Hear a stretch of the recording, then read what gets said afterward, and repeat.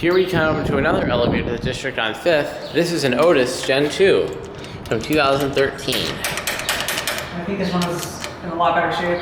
This one, unlike the service car, I think this one, we'll find out here, but this one looks to be in a little bit better shape.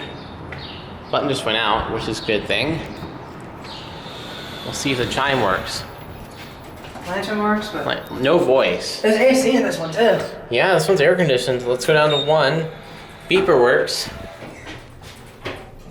If you need help, call that number. Don't jump. Yep. According to the sign.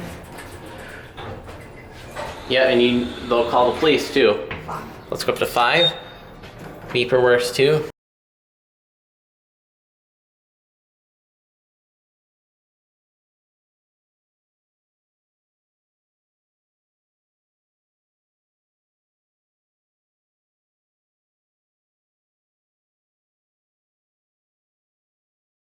Anyways, let's lots of numbers.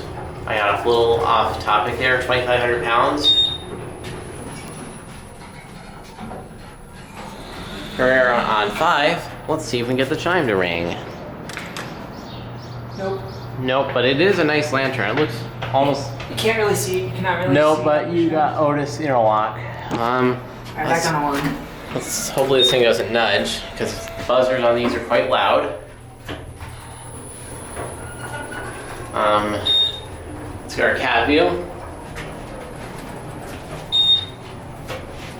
Security camera. ADA compliant phone built into the car station, as well as an emergency hotline number. Here we are on 1. Very nice Otis Gen2. Runs pretty good. Door operator sounds a little rough like the other one. Anyways, here goes this. Here it goes. And that's it.